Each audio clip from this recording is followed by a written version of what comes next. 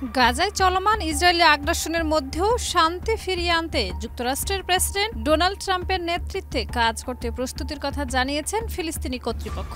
জাতিসংঘের ৮০তম সাধারণ অধিবেশনের তৃতীয় দিনে ভিডিও লিঙ্কের মাধ্যমে যুক্ত হয়ে ফিলিস্তিনের প্রেসিডেন্ট মাহমুদ আব্বাস এই ঘোষণা দেন। বক্তব্যে তিনি বলেন, বল প্রয়োগ করে ফিলিস্তিনিদের তাদের নিজ ভূমি থেকে উচ্ছেদ করা যাবে না। একই সঙ্গে তিনি দাবি করেন, ৭ই অক্টোবরের হামলার সঙ্গে সাধারণ ফিলিস্তিনিরা সম্পৃক্ত নয়, বরং সংঘাতের শান্তিপূর্ণ সমাধানই তাদের অঙ্গীকার। জাতিসংঘ অধিবেশনে সরাসরি অংশ নেওয়ার ইচ্ছা থাকলেও মাহমুদ আব্বাসের ভিসা আবেদন প্রত্যাখ্যান করে ট্রাম্প প্রশাসন। ফলে বিশেষ ভোটাভুটির মাধ্যমে জাতিসংঘ তাকে ভিডিও লিঙ্কে বক্তব্য দেওয়ার সুযোগ দেন। মাহমুদ আব্বাস জানান, ২২শে সেপ্টেম্বর সম্মেলনে গৃহীত শান্তি প্রস্তাব বাস্তবায়নে ফিলিস্তিনি কর্তৃপক্ষ প্রস্তুত রয়েছে এবং এ প্রক্রিয়ায় যুক্তরাষ্ট্র, সৌদি আরব, ফ্রান্স ও জাতিসংঘ সহ আন্তর্জাতিক অংশীদারদের সঙ্গে যৌথভাবে কাজ করতে চায় তারা।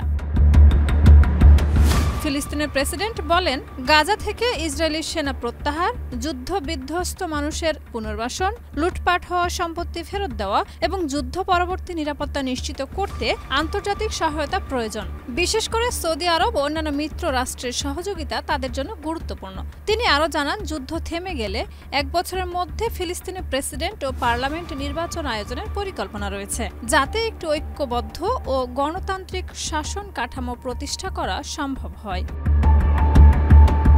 অধিবেশনের তৃতীয় দিনে মাহমুদ আব্বাস ছাড়াও বক্তব্য দেন ইয়েমেনে জাতিসংঘ সমর্থিত সরকারের প্রেসিডেন্ট রশাদ আল আলিমি। এছাড়া ঘানা, বলিভিয়া, জর্জিয়া এবং হাইতির রাষ্ট্র ও সরকার প্রধানরাও তাদের নিজ নিজ দেশের অবস্থান ও বর্তমান সংকট নিয়ে বক্তব্য উপস্থাপন করেন। শাহিদা রুবি, মাই টিভি।